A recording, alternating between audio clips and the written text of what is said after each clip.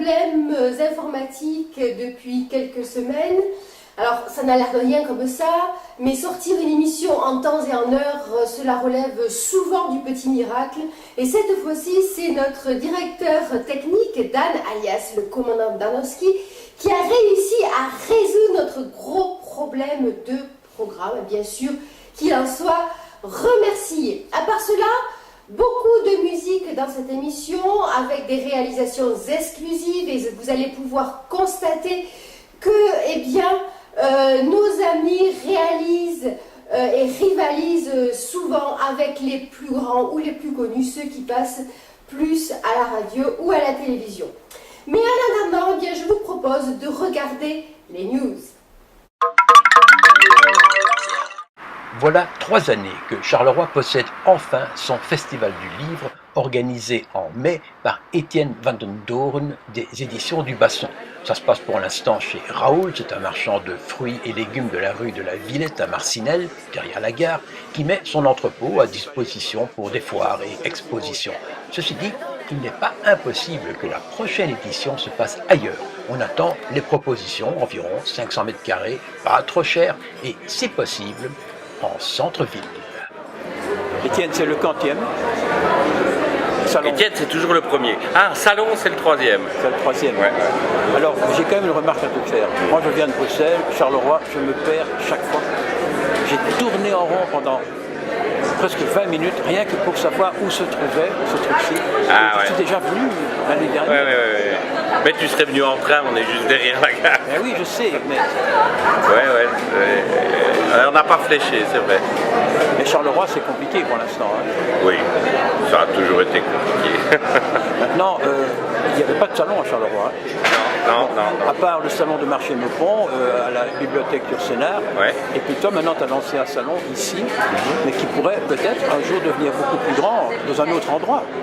Peut-être, on ne sait pas, mais en principe on n'a pas l'intention maintenant de dire on va essayer d'être très grand, c'est pas le but, il faut rester convivial. Tu penses à Mons par exemple? Oui, mais bon voilà, nous on préfère rester plus petit de toute façon, que ça soit plus convivial, voilà, c'est un choix. Oui, mais c'est pas un petit salon non plus, hein. C'est un moyen. Oui, un moyen, d'accord, mais je vois que les éditeurs commencent à venir ici aussi maintenant. Hein. Oui, il y a plus de 20 éditeurs. Donc oui, ça... j'ai vu Méo, Novellas, Métis et puis d'autres. Donc c'est qu'ils vous prennent au sérieux.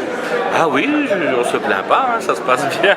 Et oui, généralement les éditeurs sont contents, donc on croise les doigts. Et c'est pas l'éditeur du Basson qui monopolise ici, hein. Non, on est présent aussi en tant qu'édition du Basson. Oui, mais je dis qu'ils ne monopolisent pas. On essaye de mettre tous les éditeurs à l'honneur. Ah, oui. Et tu te limites pas à Charleroi non plus? Non, il y a Bruxelles, Liège, Mons et autres. Il y a une ou deux maisons françaises aussi. Voilà. Est-ce que c'est un gros investissement?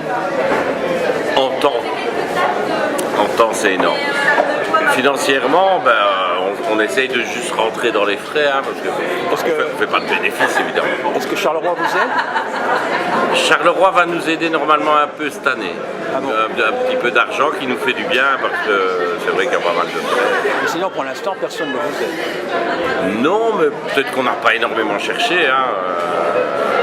On essaye de développer, que ça marche. Après, on cherchera peut-être des partenariats, pourquoi pas. Ouais. Donc, cas de contact avec les autres salons pour les dates, des choses comme ça? Non, enfin si, on a des contacts évidemment avec les autres, comme Mons ou quoi, mais bon, les dates, on les connaît, on les regarde, et ici, apparemment, il n'y a pas trop de problèmes à ce niveau-là. En tout cas, il n'y avait rien à Charleroi, maintenant il y a quelque chose. Voilà. Il y a le Festival du Livre de Charleroi, et on espère qu'il durera.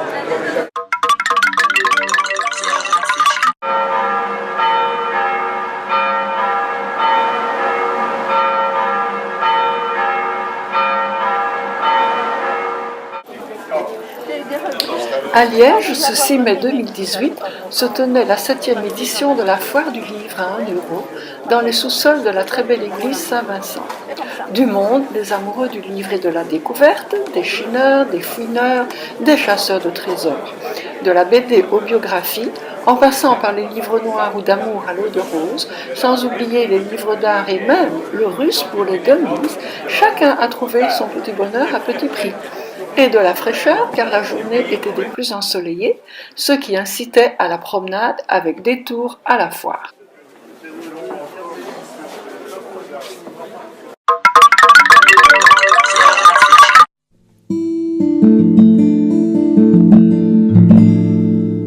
I wait for Mama in my room.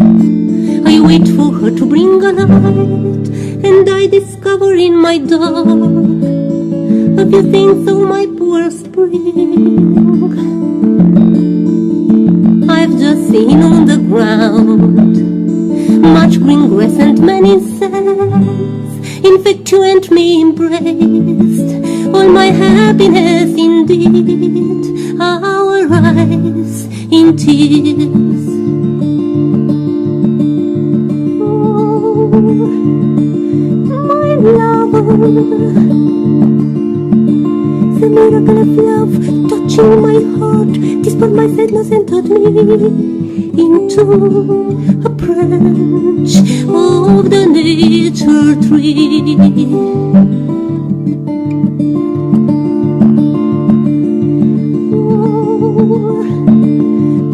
Lover, the miracle of love touching my heart, dispelled my sadness and turned me into a branch of the nature tree. Oh, la, la, la. Oh, la, la, la, oh, la, la, la.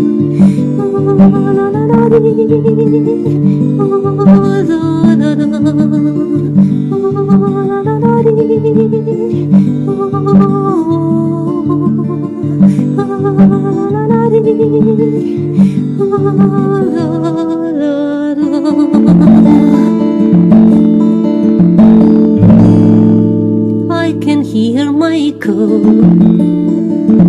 because of my loneliness. It's a desert in my mind. I can't see the other side.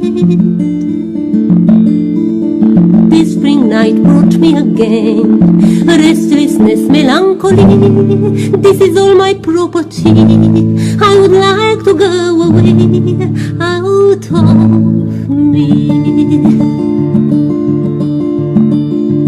Oh, my lover,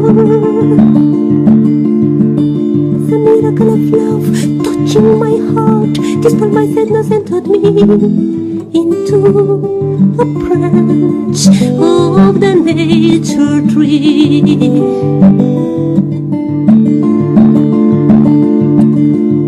Oh, my lover,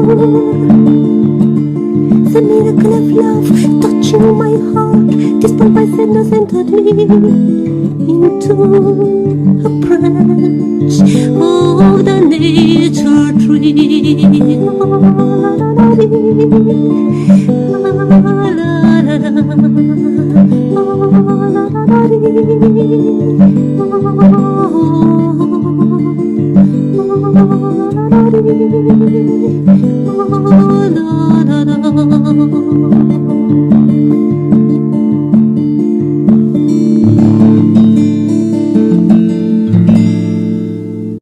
C'était Antonin Iliescu. Alors, bien entendu, je pense que vous avez reconnu son grain de voix inimitable.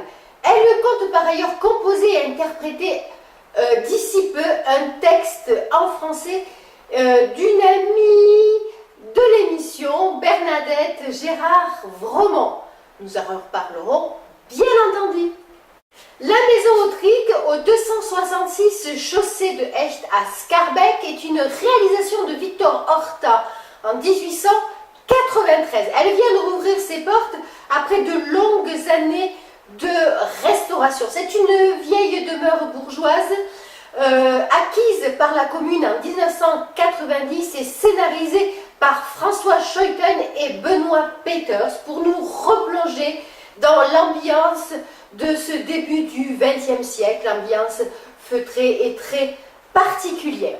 Je vous propose un reportage aux côtés de la conservatrice en fait de cette maison, Alexandra Roland, qui y est tous les jours du mercredi au dimanche de 12h à 18h pour accueillir près de 10 000 visiteurs par an. C'est une des premières maisons que Victor Horta conçoit à Bruxelles pour son ami Eugène Autric. Voilà, c'est ça. Et son ami Eugène Autric, parce qu'il était jeune à cette époque, Horta. Hein. Oui, Horta et Autric sont jeunes, ils ont une trentaine d'années. Voilà. Et ils se connaissent par la loge maçonnique où tous les deux sont membres. Exactement. Ils se connaissent par les Amis Philanthropes, donc la loge maçonnique. Et c'est Eugène Autric qui est ingénieur mécanicien topographe et qui enseigne cette matière à la faculté, qui va faire entrer Horta comme professeur d'architecture à cette même université libre de Bruxelles qui, à l'époque, est au centre-ville. Il a vécu pendant combien de temps dans cette maison?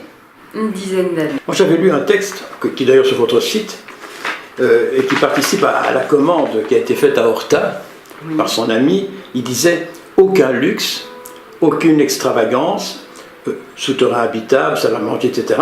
Et deuxième étage mansardé pour enfants et personnel. » En fait, il ne voulait pas dépenser trop, si j'ai bien compris. C'est la maison d'un petit bourgeois. Donc vous n'êtes pas dans le luxe, le faste que vous retrouverez plus tard chez Solvay ou chez Max Allais. Voilà. Effectivement, vous êtes dans une maison simple mais fonctionnelle. Et dans les années 90, cette maison est mise en vente publique, si j'ai bien compris. Est-ce que c'était une vente publique ou est-ce que c'était une vente simple? En tout cas, les derniers occupants avant l'achat par la commune sont un couple d'architectes qui veulent beaucoup de bien à cette maison, qui veulent la restaurer, mais une telle maison où il y a absolument tout à refaire. Entre 2002 et 2004, ils ont vraiment tout fait à l'intérieur. Essayer de retrouver, disons, l'état original. Exactement. Et c'était possible, ça? C'était compliqué pour certaines pièces. Il n'y avait pas toujours tous les éléments dans les murs pour nous parler. Les photos, il ne fallait pas compter dessus non plus. Ah ouais. Et puis surtout, Horta avait brûlé une partie de ses archives assez tôt dans sa carrière. Pourquoi? Il a brûlé une partie. Changement de vie. Volontairement. Après le retour en Amérique, oui, tout à fait. Et puis pour Schaerbeek, il y a eu cet incendie communal dans les années 10. Donc tout ce qui était originaux était vraiment plus nulle part. Et maintenant c'est un vrai musée qui est ouvert du mercredi au dimanche, je crois. De midi à 18h. Ouais, donc, bon. Et qui vient dans ce musée? Parce qu'en fait, quand on arrive, enfin moi j'habite Schaerbeek, donc je connais la chaussée de Hacht, mais la chaussée de Hacht est devenue une chaussée très populaire, on peut le dire, un quartier assez populaire. Oui. Cette maison est un peu perdue parmi des maisons qui sont ou dégradées ou plus tellement au ravalement de façade, disons, n'ont pas été faites. Il y a le tram qui passe, donc c'est assez bruyant. Et vous louez la maison aussi? Aussi. Donc si moi je fais un grand mariage, je peux louer la maison Autric? Oui, mais alors attention, en dehors des heures d'ouverture. Ah c'est ça, et c'est assez cher, j'ai vu 750 €, c'est ça? Tout à fait. Comment est-ce que vous pourriez caractériser l'Art Nouveau? Déjà, c'est une période. Ça, c'est ce que les gens oublient assez facilement. L'Art Nouveau, c'est vraiment 1893 ou 1894 jusqu'à la Première Guerre mondiale. Ah oui. Donc, il y a Horta qui va pratiquer un Art Nouveau plutôt floral. Mais vous avez des gens comme Paul Cauchy qui vont appliquer un art nouveau plus géométrique. Quand vous voyez les sgraffites en façade avec des dessins japonisants, vous êtes aussi dans un graphisme un peu plus géométrique. Ouais. Et cet art nouveau, en fait, c'était, lorsqu'on parle de maisons familiales, c'était toujours des maisons un peu sombres, un peu bourgeoises, un peu renfermé, non, avec des cuisines en bas et des combles en haut. Sombre, c'est plus le cas pour l'Art Nouveau parce que des architectes comme Horta vont vraiment faire entrer un maximum la lumière dans ces maisons. Donc vous allez avoir un grand travail sur les beaux windows, sur un allègement des façades où vous avez forcément des murs en pierre, mais entre les fenêtres, pourquoi mettre des murs en pierre ? On va mettre plutôt des trumeaux métalliques plus fins qui vont permettre d'agrandir considérablement les fenêtres. Vous avez toutes ces innovations qui participent à l'ouverture vers l'extérieur. Et l'Art Nouveau, c'est aussi ça. Il n'y a pas que le végétal qui vient peupler la maison par un dessin ou un papier peint. C'est le végétal qui vraiment entre dans les maisons. La lumière, la nature. Et puis des graphites aussi, hein, sur les façades. Oui. Ça existait avant aussi, ça? Ou très peu? Ben, ça existe depuis très longtemps parce que c'est la même technique que la peinture à fresque. Oui. Donc ce sont des techniques antiques. Mais c'est vrai qu'il y a une très très grande découverte à cette époque-là. Et sur Bruxelles, Bruxelles qui a vraiment bénéficié de tous ces artisans qui faisaient de la mosaïque, qui faisaient du sgraffite, qui faisaient du vitrail. Et les gens pouvaient vraiment faire de leur façade une œuvre d'art ou en tout cas une personnalisation qui ressemblait à leur famille, à leur vie de famille. Que devrait-on faire pour qu'il y ait plus de gens qui viennent visiter la maison Autric? Oui, ou il y en a assez, je ne sais pas. Est-ce que le nombre augmente depuis 10 ans? Le nombre augmente. Le nombre augmente régulièrement par les visites, par les activités. Il n'est pas exponentiel non plus. Non, non, bien sûr. Vous faites des Donc en expositions arrivant à aussi. 10 000, on est déjà très content. Vous êtes combien actuellement pour gérer cette maison? Pour gérer cette maison-ci? Au total, avec la nettoyeuse et tout. Ah, ça c'est difficile à dire parce que on compte aussi des gens. Le nettoyage, c'est une entreprise extérieure. Oui, bien sûr. Mais on est 2 temps plein, un mi-temps et un administrateur délégué à la gestion quotidienne. C'est un peu juste ça, non? Oui, toujours. Vous êtes syndiqué, il faut Pour gérer le fonds Skeleton aussi. Bah écoutez, on grandit au fur et à mesure. Ouais. Il y a eu des époques où j'étais toute seule. Hein. Oui, complètement toute seule. Donc c'est vous qui devez nettoyer. Ça a toujours été un budget à part. Alors vous êtes une spécialiste en papier peint, si j'ai bien compris. Non, mais... Parce qu'il y a 50 ans, c'était horrible, c'était des grandes fleurs, quoi. On s'est formé justement à cette histoire du papier peint. Ouais. L'exposition est partie d'une guide qui avait dit en réunion « C'est dommage, on ne fait pas assez attention aux arts décoratifs dans les maisons de cette époque-là. » Et comme c'est l'année Horta Inside Out, l'année 2018 où le copyright Horta tombe, il fallait faire une grande fête.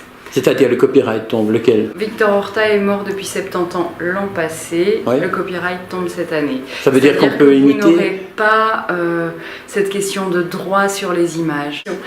Non, d'accord, je préciserai que Horta privilégie en tout cas les décors peints, les soies tendues, les choses extrêmement fines. Ah, pas de papier peint alors? L'utilisation du papier peint a quand même été dans certains espaces pour lui. Et alors ce qu'on a découvert, ce à quoi on n'avait pas forcément fait attention avant, c'est que dans certains intérieurs, le papier peint a vraiment servi d'idée pour le décor peint qui venait derrière. Ah. À Tasseul, il y avait un papier peint avec des très très grosses fleurs comme des magnolias.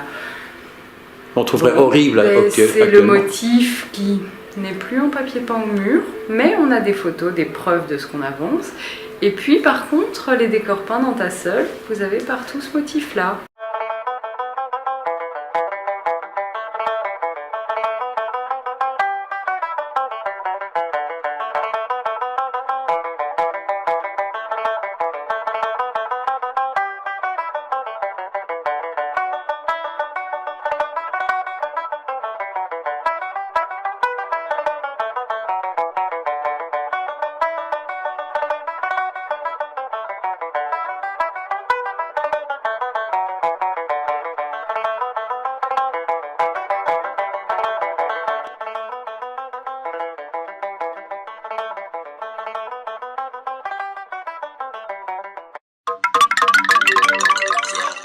Lettre ouverte à Madame la ministre Alda Gréoli, ministre de la Culture, de l'Enfance et de l'Éducation permanente de la Fédération Wallonie-Bruxelles.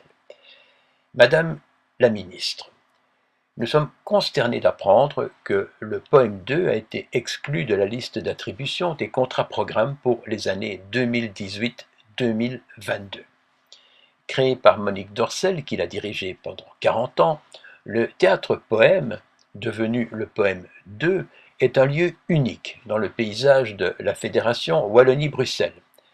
À l'heure où la littérature cherche d'autres relais vers le public dans un monde où domine l'entertainment, La disparition d'un tel lieu entre littérature et théâtre ouvrirait un manque spécifique criant dans l'offre culturelle et constituerait un signe désolant. Nous ne pouvons croire que vous vous y associez et nous vous demandons instamment de reconsidérer votre décision. Alors, dans l'attente d'une suite à la présente, nous vous prions d'agréer, etc., etc. Signé un nombre impressionnant d'artistes divers, dont les poètes du Festival de Poésie qui avaient décidé d'ouvrir leur événement dans ce théâtre pour l'appuyer, l'accompagner et surtout tenter de le sauver. Même Marc Quageber s'était déplacé pour l'occasion. Les menaces qui pèsent sur le théâtre poème sont très inquiétantes. Mais Laurence a, dans cette émission, très souvent lu des textes à la suite de vos chroniques. Ah oui, ça c'est chouette. Ah oui, et maintenant, comme elle n'a plus beaucoup de temps, c'est quelqu'un d'autre, Amandine Carnier. Oui, ça j'ai... C'était Monique Dorcel aussi, mais pour l'instant, je pense qu'elle n'est pas là. Peut-être que... Non, moi je trouve que c'est... En plus, il y a un temps superbe, donc c'est... Super. C'est le deuxième été du théâtre poème.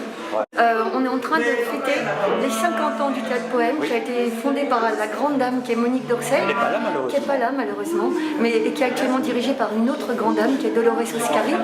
Et alors j'ai eu une grande émotion parce que vendredi je suis allée dans les archives, là dans les combles du théâtre, et j'ai été reprendre tous les titres de spectacles qu'il y avait eu ici pendant 50 ans.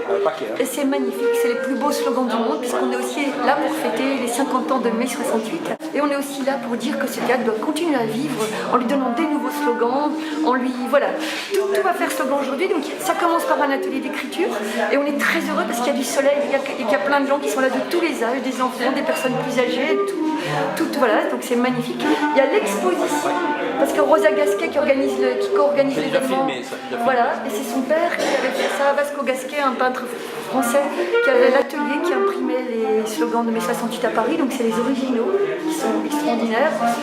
Et puis après, il y a un grand concert de jazz manouche à 20h15 pour clôturer le tout. Parfait. Ouais, c'est une magnifique journée et merci d'être là avec nous.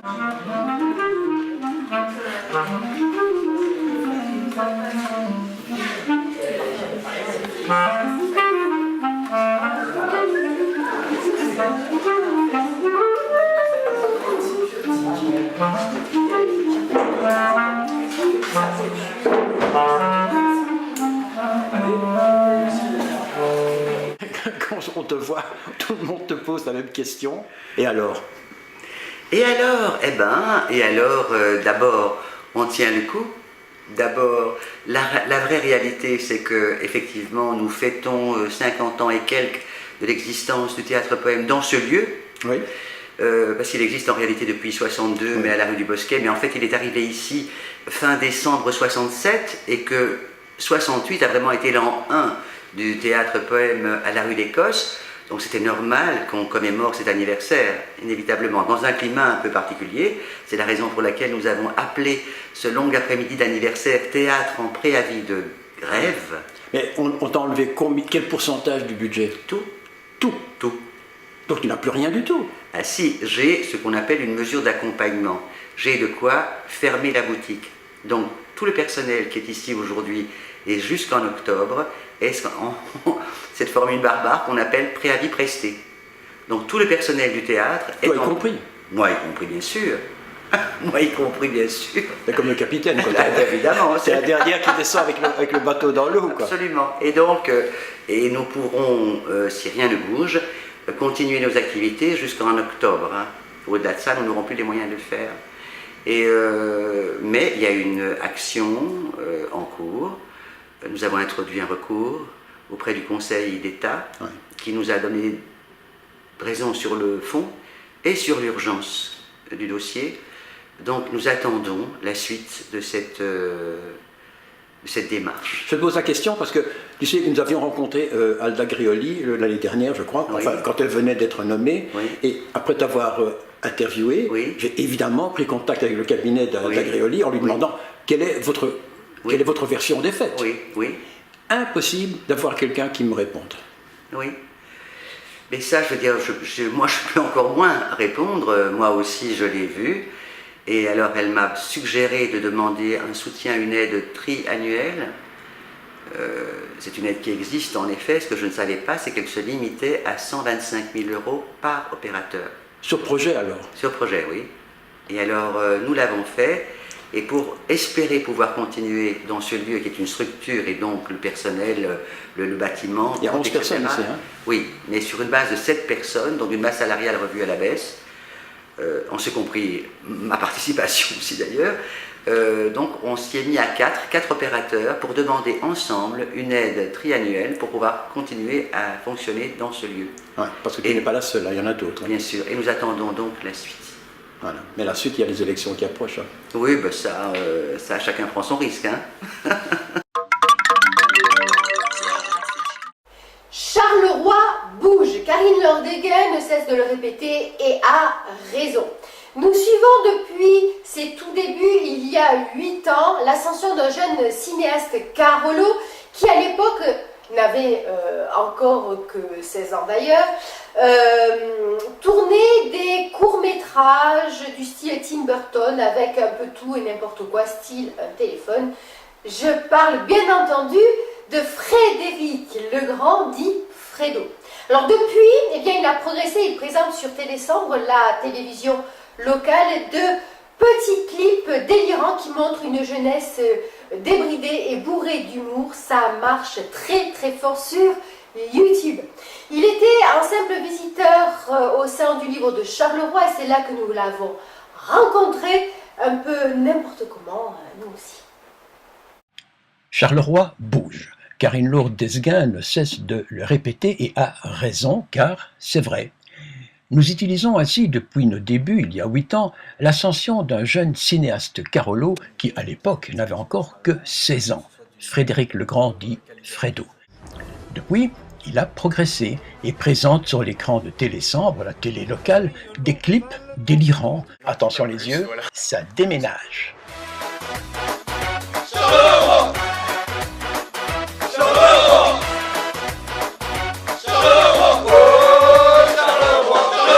On dit que dans ma ville, il n'y a que des baraquis.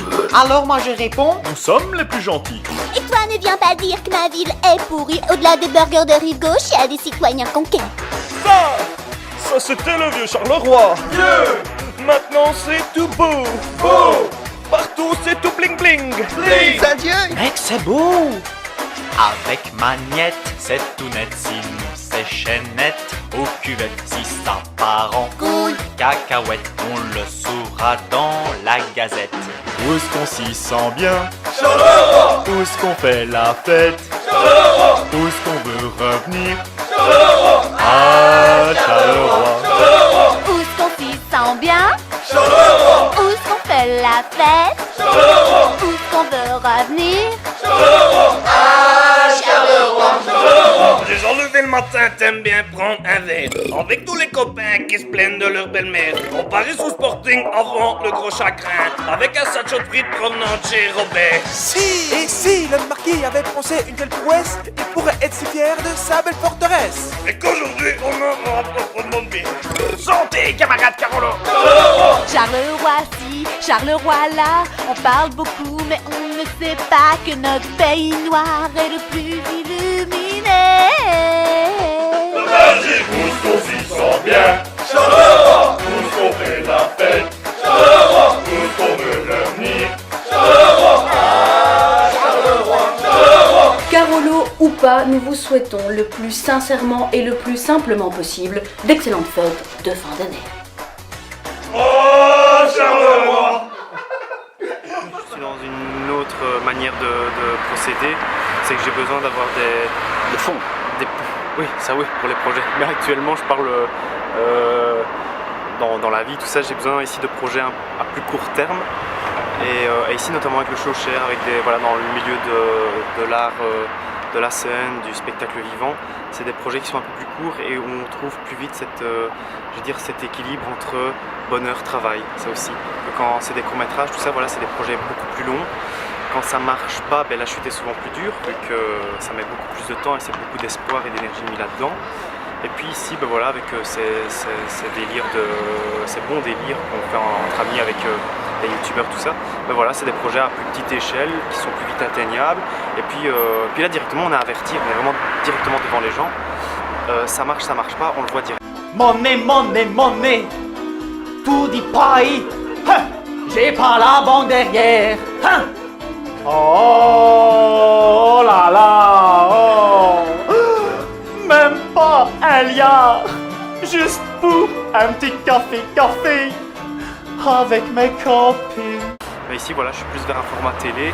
Finalement, c'est toujours la télé qui m'a aussi un peu appelé, que le cinéma peut-être m'a toujours un petit peu fermé ses portes. Pourquoi? C'est un milieu, c'est un très petit milieu. Et oui, c'est un milieu un peu fermé. On te prend pas au sérieux? En tout cas, j'ai envie de prendre du plaisir quand je fais les choses. Et, oui, non, mais tu réponds pas à ma question. C'est-à-dire que tu ne trouves pas les bonnes personnes? Peut-être, je sais pas, ou peut-être que je suis pas fait pour ça. Je pense que c'est le contraire. Tu es certainement fait pour ça, ça c'est sûr. Mais ce qui est curieux chez toi, je trouve, c'est que quand je te connaissais avant, je te voyais surtout en tant que metteur en scène. Tu faisais très sérieux. On voit que techniquement, tu es très attentif. Tu t'attachais à tous les détails. Donc tu étais vraiment le gars derrière qui construisait. Et puis tout d'un coup, on te voit faire. Mais une gaudriole, pas possible. Est-ce que tu es Mr. Hyde et Mr. Jekyll ou quoi? Je viens de comprendre. Je sais pourquoi ils ont mis ça là. Vous savez pourquoi ils étaient mettre ça là?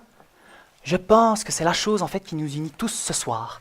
Au-delà de gens en particulier, au-delà de tout ça, hein, il y a une chose qui nous unit tous ce soir. C'est que nous avons tous les mêmes os. Oui.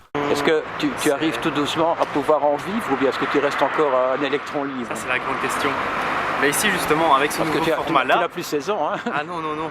Et comme on dit, voilà, il faut savoir payer sur sa tartine sur la table. Et puis tu dois avoir un plan de carrière quand même quelque part. Donc oui, voilà, tout ça, ça fait aussi partie de ma réflexion maintenant de jeune adulte, bien que je veux être un enfant pour toujours. Oui, mais enfin, tu dois y penser. Voilà. Et donc, oui, c'est notamment dans ces formats-là, format télévision, qui permettent aussi, d'un moment de, j'espère pouvoir un jour en vivre. Parce que je peux pas faire ça sur le côté comme passion, parce que ça me prend déjà un plein temps. Ouais. Mais ce que je vois aussi, c'est que, en fait, dans tout ce que tu entreprends, il y a des gens qui traversent. Et parmi les gens qui traversent, il y en a qu'on sent un talent incroyable. Et puis d'autres, forcément, ils traversent et puis ils reviendront plus. Mais il y a notamment ton ami, là, écoute, qui monte. Ça, c'est un talent incroyable. Elle est venue chez toi. Bien sûr. Elle a commencé avec sa bosse et... Hein? Et elle monte et elle est repérée à droite et à gauche. Et ça fait plaisir des gens comme ça qui, justement, au travers d'aventures communes, se font aussi repérer à gauche, à droite. Mais après, oui, il y a d'autres talents, comme tu le dis, qui, moi j'appelle ça des étoiles filantes. Oui. Et je crois que c'est un peu la hantise de tout le monde, hein, c'est d'être une étoile filante. Surtout que maintenant, on est dans une nouvelle génération où malheureusement... Il y a beaucoup d'étoiles filantes. Il y a beaucoup d'étoiles filantes. Ah bref, t'es pas là pour régler des comptes. Ce que je veux que tu saches,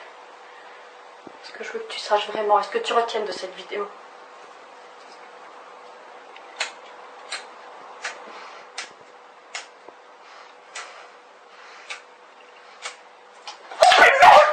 Ton clip Charleroi où tout le monde chante, où déconne à fond. Oui, ça a été le petit buzz. T'as fait ça où et quand? Ça voilà, comme quoi, on passe parfois son temps à faire plein de vidéos qui mettent énormément de temps. Et puis on fait une petite vidéo comme Charleroi, le chihuahua de DJ Bobo, on l'a transformé en Charleroi de DJ Bubule, inspiré d'un DJ qui s'appelle DJ Globule, ici à Charleroi, un des acteurs très importants culturels de la région. Et ça a été tourné en un week-end, un samedi et un dimanche, et puis on l'a balancé, et puis paf, pour l'anecdote, c'est Bel RTL qui l'a repartagé et tout ça, et donc ça a fait son petit tour. Est-ce que ce n'est pas parce que derrière, il y a quelqu'un qui a une galère et qui sait comment il faut faire? En tout cas, au travers de... Là, c'était pour le coup de la parodie, de l'humour, mais il y a toujours une vérité aussi. Donc oui, on l'a fait sur un petit fond vert, vraiment avec une caméra fixe tout le temps, c'est que des plans fixes. Comme moi. Voilà, il n'y a pas de... Parce qu'après, derrière, j'ai mis des infographies, j'ai fait un peu bouger la caméra, mais sinon, ça reste... On l'a tourné à côté de ma chambre, dans mon mini-studio. Et voilà. Est-ce que tous les grands n'ont pas commencé comme ça? Je pense... Ouais. Mais après, moi je veux dire, ça fait un petit temps que je fais tout le temps ça et on se retrouve finalement toujours dans une petite pièce. Donc, moi personnellement, comme je sais encore beaucoup, font partie aussi de ces gens qui aiment encore avoir cette réunion devant la télé.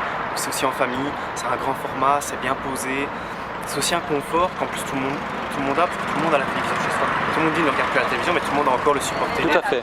Et je trouve ça dommage de devoir se péter les yeux, je vais dire ça ainsi, encore devant un petit machin et être tout seul dans son coin. Ça c'est la chose qui je suis un petit peu déçu. Bon alors la cascade c'est quoi exactement? Ah ben je débarque à partir du festival du livre, hop je viens, avant-plan, boum boum boum, je saute, la voiture débarque et on s'envole en avion. Et on avait dit que tu faisais un double périlleux, non? On avait dit que tu faisais un double périlleux. Oui, aussi, le double périlleux. Oui. Tu rebondis sur la première chose. Oui, sur la rouge puis sur la noire et hop on passera au fond vert, un peu de green key. Voilà. En fait tu es complètement fou. Un peu. Et oui, c'est lui qui le dit, mais se connaître soi-même, c'est déjà un bon point, n'est-ce pas? À part ça va? Eh bien, c'est le nom d'une émission que l'on peut suivre sur la web TV de Véronique Rochat.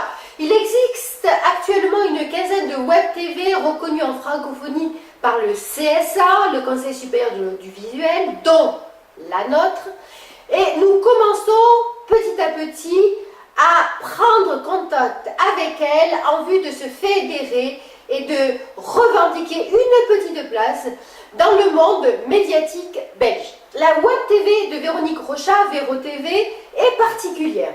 C'est en fait une émission que l'on pourrait voir par exemple sur RTBF, sur la A1 ou sur France 2, au cours de laquelle elle rencontre des gens auxquels elle demande de raconter des choses, de se raconter, avec un titre qui leur va comme un gant, et à part ça va.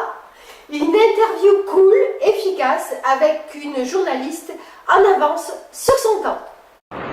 Véronique, on vient de discuter ensemble pendant une demi-heure, on a parlé de web télé, mais j'ai regardé vraiment plusieurs de tes émissions, et je me pose la question de savoir, en fait, quand on regarde ton émission, on pourrait se croire sur A2, sur TF1, c'est une émission comme une autre, et pourtant c'est une émission sur la web télé. Tu expliques ça comment? Bah, écoute, je pense que j'explique ça par une volonté profonde de bien faire les choses, tout simplement. Et 15 ans d'expérience. Oui, c'est vrai que j'ai 15 ans d'expérience, mais c'est pas ça qui est reflété vraiment à travers la web TV. C'est des bonnes collaborations aussi, c'est travailler avec des gens qui ont une attitude professionnelle, qui emploient peut-être un matériel professionnel aussi. Et voilà, pas notre cas. Non, c'est pas ça du tout. Ce que je veux dire par là, c'est que après matériel professionnel, c'est surtout savoir l'utiliser aussi. Hein. J'ai la chance d'être bien entourée, on va dire ça comme ça. Et c'est vrai qu'on a voulu lancer cette web TV en voulant faire du qualitatif plus que le quantitatif. Mais ta web télé, c'est pas une émission qu'on voit par exemple tous les mardis soirs à 19h. Ce sont en fait des profils YouTube que tu diffuses sur le web. Est-ce que tu vas faire quelque chose de plus pérenne? Nous, on a une émission qui paraît qui dure 1 heure, 3 fois tous les 2 mois, etc. Toi, c'est une émission plic-ploc à gauche, à droite, c'est ça? Alors, profil YouTube, je dirais pas, mais c'est vrai qu'on essaye de s'adapter au web. On donne quand même certains rendez-vous au public. Les émissions sont annoncées en amont, mais tu as raison de dire qu'aujourd'hui, il n'y a pas de rendez-vous fixe avec l'émission phare qui est à part ça va. Ceci dit, avec la deuxième émission qui est Quelle est ta pépite, là, on donne rendez-vous aux internautes tous les mardis et jeudis soirs à 18h pour découvrir ces fameuses pépites, mais on va sans doute en parler.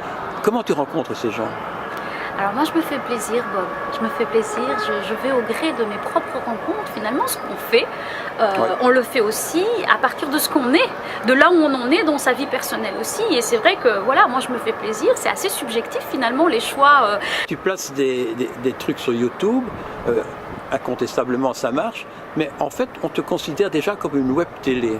Au départ, ça ne donne pas cette impression, et pourtant tu es inscrite au CSA, le CSA te reconnaît comme une web télé. Je ne suis pas que sur YouTube, hein. Il y a une plateforme qui m'est propre. Il y a vero-tv.com, donc il y a une plateforme, c'est ce qui nous différencie des youtubeurs justement, c'est qu'on a notre propre plateforme et qu'on est nos propres éditeurs et distributeurs. Elle, c'est Véro. Ce qui l'intéresse dans la vie, c'est de vous écouter, vous.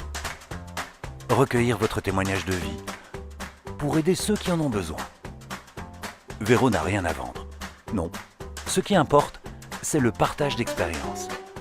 Alors, armé de son micro et de sa caméra, à bord de la caméra van, accompagné d'un chroniqueur invisible, Véro part ce printemps à l'assaut de vos pépites dans plusieurs villes belges.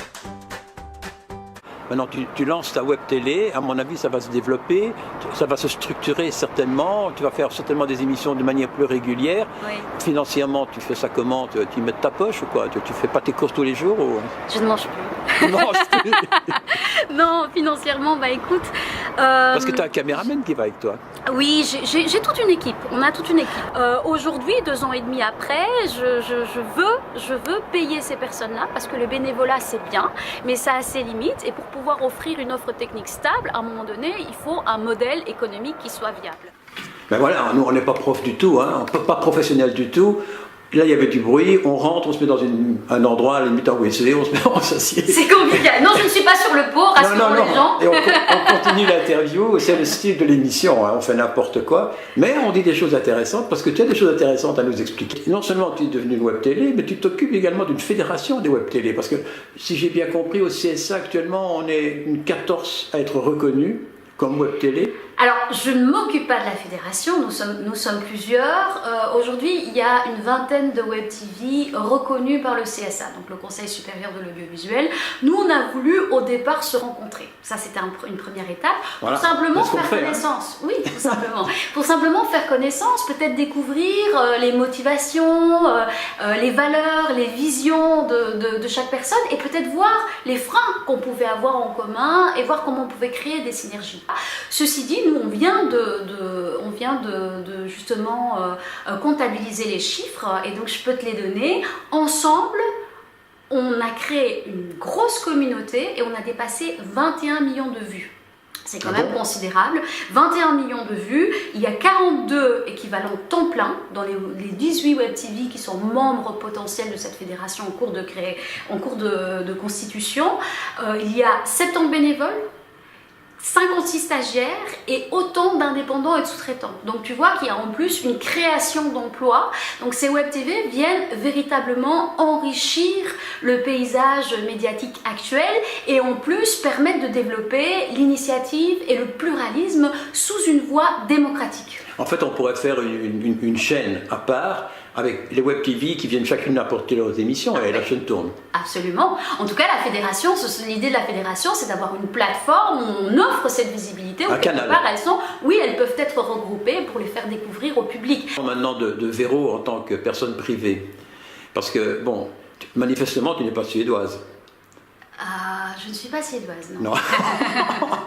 Tu serais peut-être plutôt du côté du Cap-Vert, non? C'est ça, moi je suis une citoyenne du monde, mais il paraît que mes parents sont originaires des îles du Cap-Vert. Voilà, et j'ai lu sur ton site qui est très bien.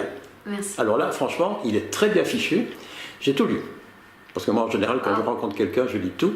Et il est en refonte, plutôt. Il est en refonte. Mais j'ai lu que tu es la plus petite d'une famille de 7 enfants. C'est ça, la cadette. Mais tu sais tout, tu sais absolument tout. Ah ouais, mais donc, qu'est-ce qui t'a pris? Alors, tu es arrivé en Belgique en 98, je crois.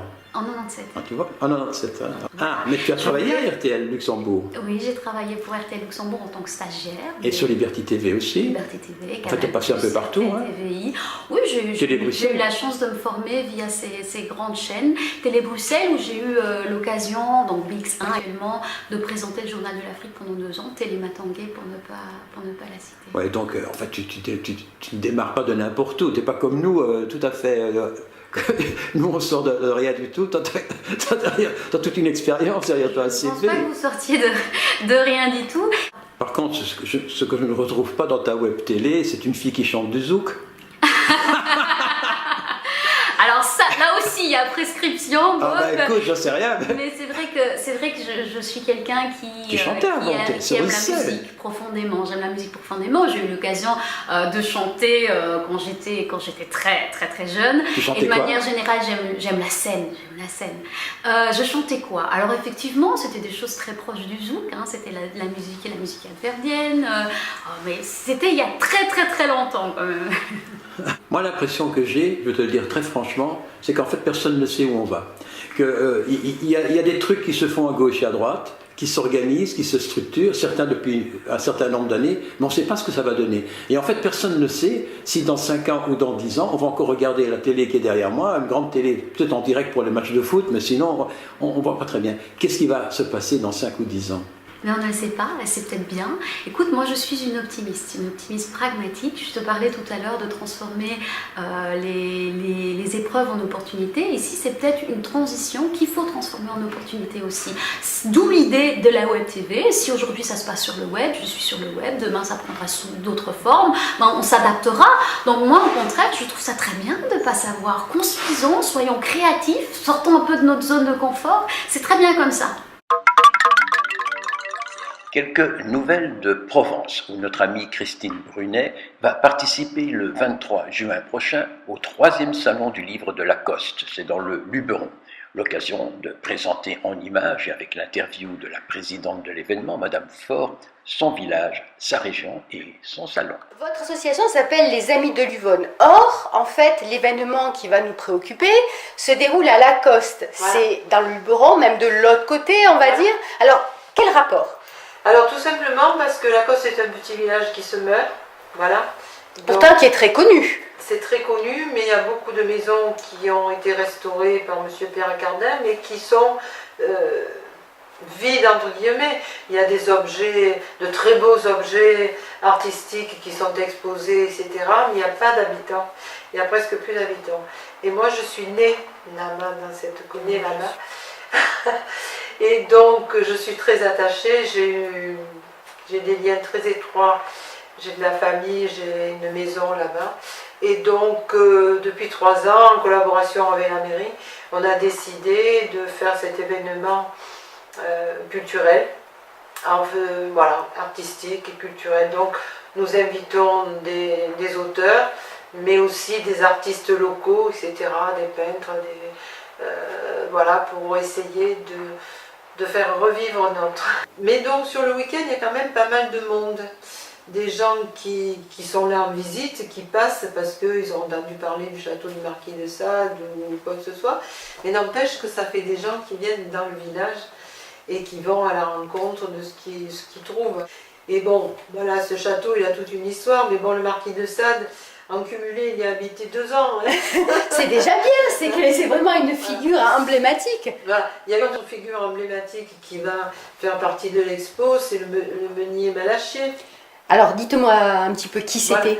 Voilà. Alors c'est un personnage cocasse qui est préféré sculpter plutôt que de moudre le blé. Et la légende dit que les blés germaient dans le sac plutôt que... Voilà. Et donc voilà. Donc il y a encore sa maison, il y a encore les sculptures ont été détruites a priori, d'après ce que j'ai lu, c'est plutôt des photos qui vont être exposées, les photos de ses œuvres. Voilà. Mais bon, si vous voulez, l'exposition sur les couleurs sera au rez-de-chaussée de la salle des fêtes et à l'étage, il y aura Malachier. Nous allons avoir un petit peu de tout. Nous allons avoir du terroir parce que nous essayons de contacter des écrivains qui sont dans le secteur ou qui écrivent sur le Luberon. Voilà. Donc, comme exemple, je peux vous donner un de nos adhérents qui est responsable des balades patrimoniales, qui s'appelle Jean-Luc Fontaine, et qui cette année a écrit un roman qui se passe dans le Luberon. Eh bien donc, je vous remercie. Vous nous rappelez les dates de votre manifestation, s'il vous plaît ? Du 22 au 24 juin. Les horaires à peu près ? Les horaires, en gros, ça va être 10h midi, 14h, 18h30, 19h. Question subsidiaire, le salon du livre se déroule en extérieur ou à l'intérieur ? En extérieur. En extérieur. Donc croisons les doigts pour qu'il fasse beau. Voilà. Voilà. Nous avons la chance d'avoir une place avec des tilleuls magnifiques. Donc ça fait de l'ombre quand il fait chaud. Mais quand il y a le Mistral, c'est une autre histoire. Très bien. Bah, écoutez, je vous remercie de m'avoir accueilli. Et puis, merci à vous. À un peu plus d'un mois, puisque moi aussi je fais partie du salon. Au revoir.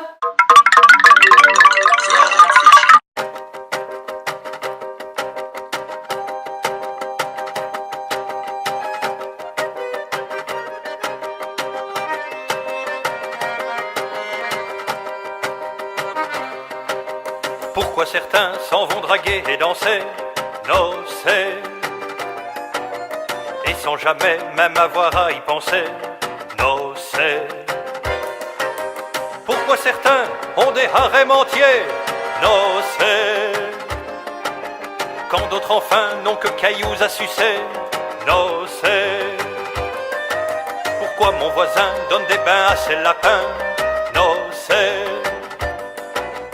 Et Angélique à ses tulipes en plastique. Quel cirque! Pourquoi le pharmacien me prend pour un martien? Nocé. Quand je commande un pain chez lui tôt le matin. Nocé. Nocé. Nocé. Nosso non lo so, nocé. Nocé non lo saccio. Mi connais pas trop, nosso non lo so. Pourquoi les chanteurs passent pour des glandeurs? Nocé. Pourquoi les footballeurs gagnent plus qu'un facteur? Nocé. Pourquoi Caroline était amoureuse de Bill? Nocé. Et tant de journées débiles qui commencent à 8h pile. Nausée. Pourquoi l'âme et le corps ne sont pas toujours d'accord? Nocé. Pourquoi la meilleure est la raison du plus fort? Nocé. Pourquoi tant d'années à apprendre à parler? Nocé. Et toute une vie pour savoir quand la fermer? Nocé. Nocé. Nocé. Nosso non lo so, nocé. Nocé non schione schio, non lo saccio, mi connais pas tu.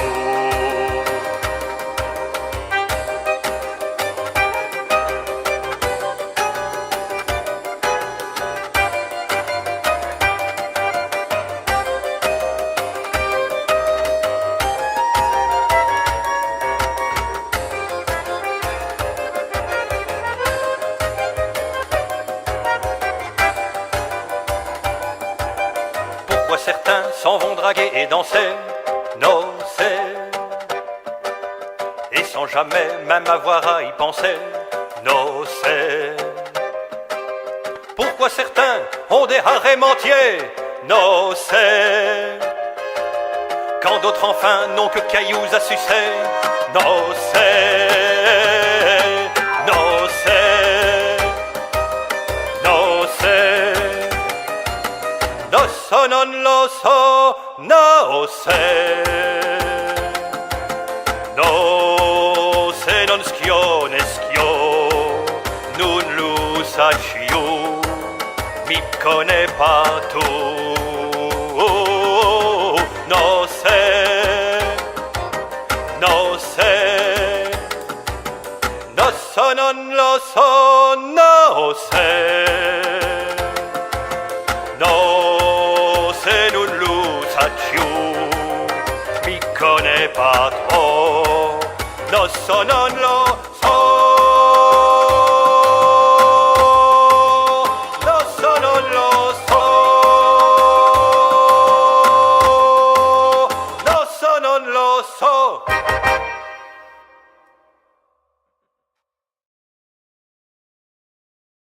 Deuxième étape de notre histoire de la littérature belge francophone avec Marc Kageber, le directeur des archives et musées de la littérature. Alors après une évocation des écrivains belges sous le règne de Léopold Ier, au tout début de la création du pays en 1830, alors la plupart, en dehors d'Henri Conscience, ont été d'ailleurs oubliés, voici l'époque de Léopold II, d'où émerge la figure planétaire de Charles de Coster, qui ne deviendra pourtant célèbre qu'après sa mort. Alors bien sûr, si les noms de Octave Pirmez, par exemple, Eugène van Bummel ou Xavier de Rol, etc. ne vous disent rien ou pas grand-chose, eh bien c'est le moment car Marc Kageber en parle comme s'il les avait connus personnellement en les resituant à leur juste place. Un reportage à ne pas manquer. Alors Marc Kageber, la fois dernière on a parlé de...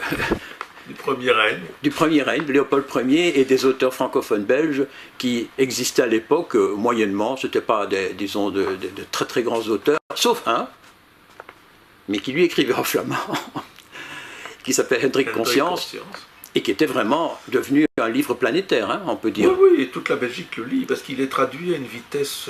Voilà. Et je trouve qu'avec Léopold II, il y a une correspondance. Parce qu'on trouve aussi des tas d'auteurs qui n'ont jamais été de très très grands auteurs, sauf un, qui lui aussi est planétaire, qui est Charles de Coster.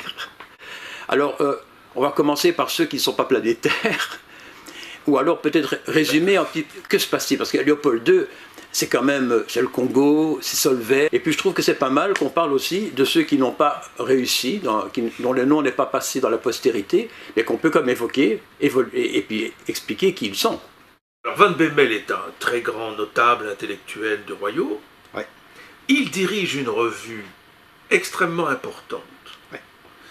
Et ça, c'est un élément dont il faut tenir compte, c'est que c'est une époque durant laquelle la bourgeoisie cultivée et l'aristocratie ont du temps. Et où on lit des revues. En France, bien sûr, c'est la revue des Deux Mondes, qu'on lit aussi en Belgique. Mais donc, le rôle de la revue est capital à l'époque. Et c'est un sujet qui a été insuffisamment travaillé jusqu'à présent. Donc, il dirige une revue très importante. Il était recteur de l'ULB, je crois. Il est recteur de l'ULB, enfin, il le sera en tout cas à un moment. Donc, on n'est pas devant n'importe qui. C'est un récit, à la différence de Mock, épais, lent, et c'est une très belle histoire d'amour, un peu comme il y a d'ailleurs dans le Gueux de mer chez Mock, c'est pour ça que... Qui se passe à Villers-la-Ville. Histoire d'amour discrète, à Villers-la-Ville.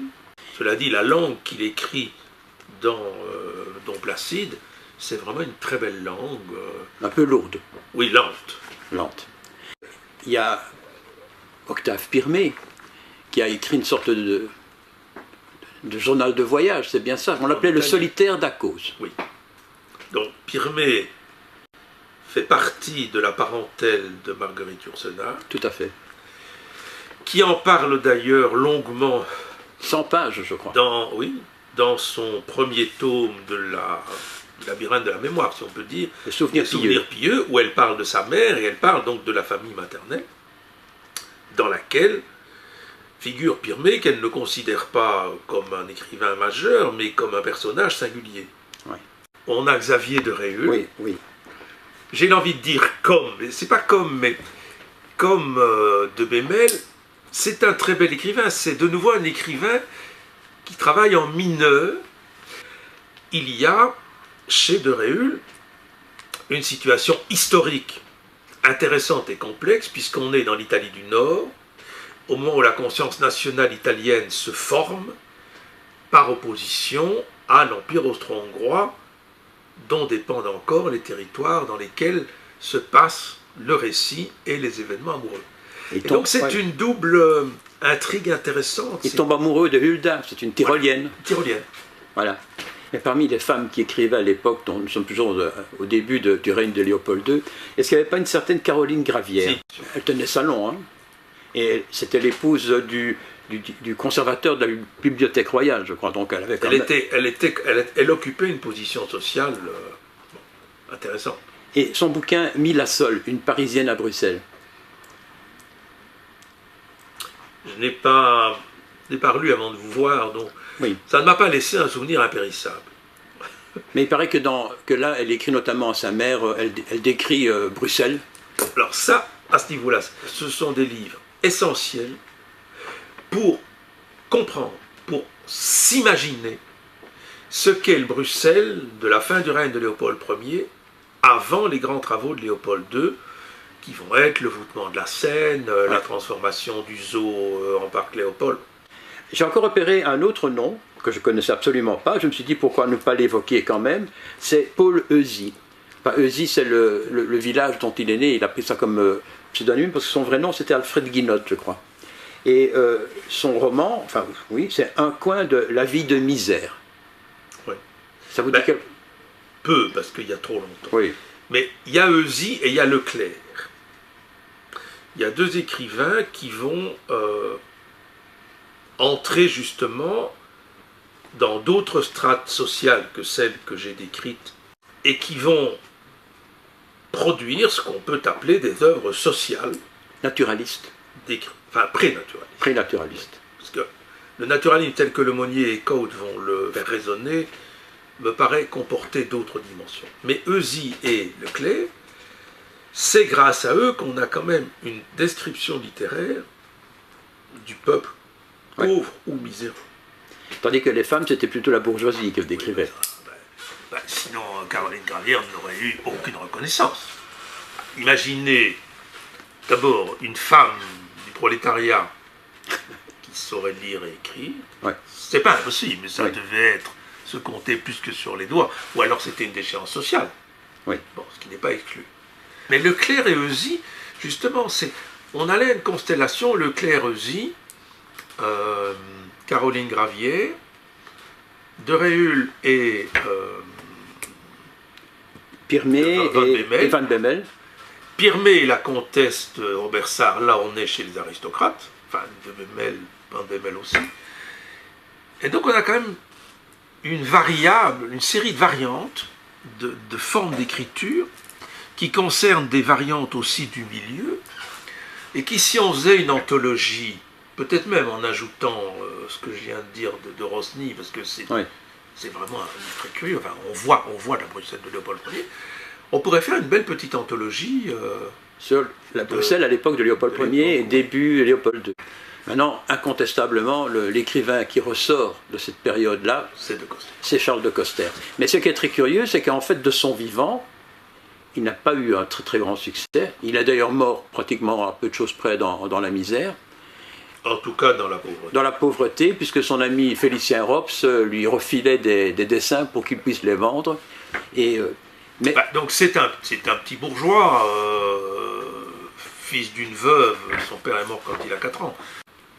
Il fait partie du groupe de jeunes lascars qui tournent autour de l'ULB à l'époque, dont Félicien Rops, franc-maçon, dont Félicien Rops est évidemment une figure centrale, qui s'amuse, qui est au fond la jeune Belgique turbulente, des revues littéraires, et à travers notamment cette revue qui s'appelle Uhlenspiegel, qu'il reprendra comme personnage, le talent de Coster se forme. Et ce grand livre qu'il va mûrir pendant 10 ans, dont il va précipiter l'impression pour être sûr de pouvoir concourir. C'est un livre abominable, il paraît que c'était plein d'erreurs, plein de fautes d'orthographe. Parce qu'il veut concourir au prix quinquennal de littérature. Donc, 1, l'édition n'est pas bonne. 2, les jurés, qui peuvent être des gens aussi éminents que Van Bemmel, se trouvent devant un type de texte cru, parfois, qui pour eux est impensable et de la non-langue. Mais ce qu'on ne raconte pas, et ce qui est quand même important vu la période que nous décrivons aujourd'hui, c'est que vu l'échec de son chef-d'œuvre aujourd'hui, la littérature mondiale, tout à fait, texte inclassable, et en français particulièrement inclassable, de Coster se rend compte qu'il a raté, que ça ne touche pas le public, et se met alors à écrire un bon petit roman réaliste, comme les autres. Ce roman s'appelle Le Voyage de noces.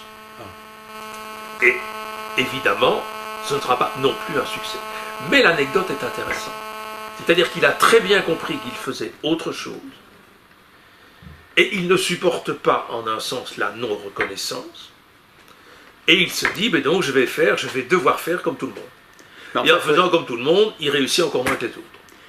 En même temps, évidemment, ce travail de Coster, ce travail rabelaisien et belge sur la langue, n'est pas tout à fait de l'ordre du goût français, ou à la française. Et s'il correspond à ce que moi j'appelle la grande génération léopoldienne, de Léopold II, il heurte évidemment ceux qui pensent qu'il n'est de bon bec que de Paris, et la critique française qui n'arrête pas de dire que les Belges en effet viennent d'inventer une littérature, mais qu'il faudrait quand même qu'elle devienne moins barbare. Je vous propose de lire un extrait d'un texte d'un auteur qui s'appelle Eugène Van Bemmel. Ce texte est tiré d'un livre qui s'appelle Dom Placide, qui a été écrit en 1875. Un soir, que nous revenions de la motte, comme toujours, Muet et pensif, abîmé dans nos souvenirs, il me parut voir, sur les routes, plus de monde que de coutume. C'étaient des paysans qui couraient, en suivant la même direction que nous.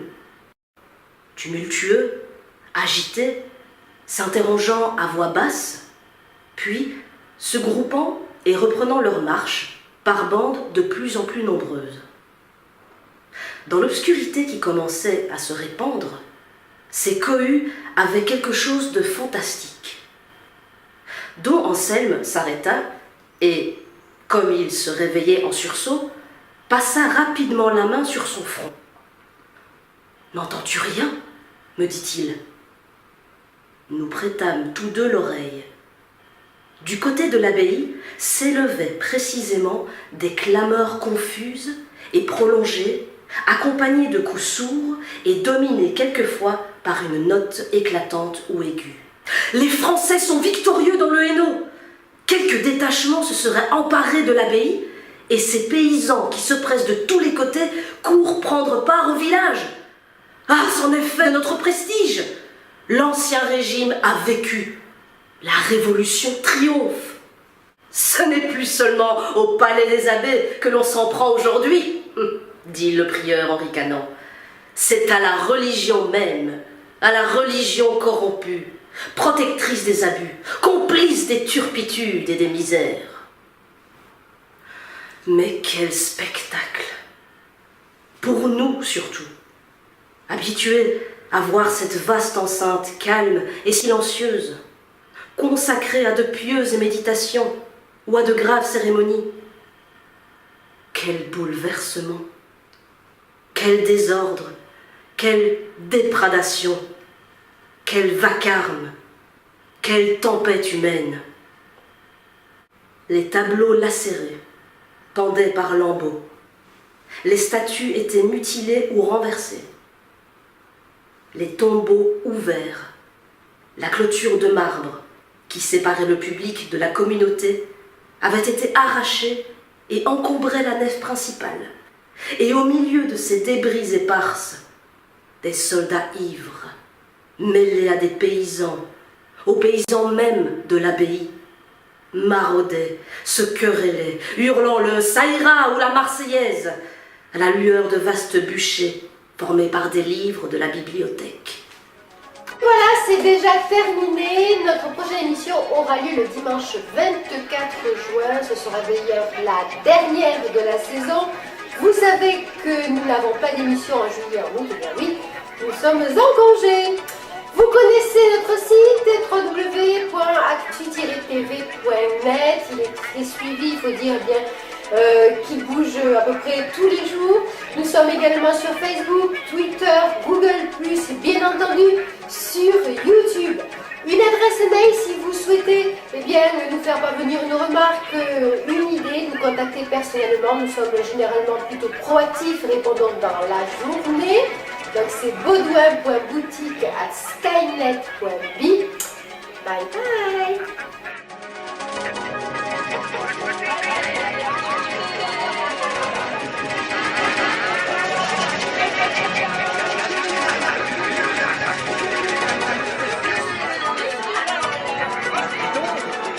Organisé en mai par exposition. Ceci dit, il n'est pas impossible de presque 20 minutes, rien que pour savoir quel est le produit, on a une correspondance.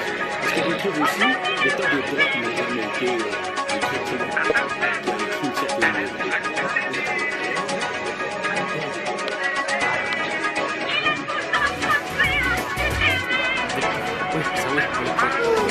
Même pas un lien. La disparition a été Madame de Dolores Escali.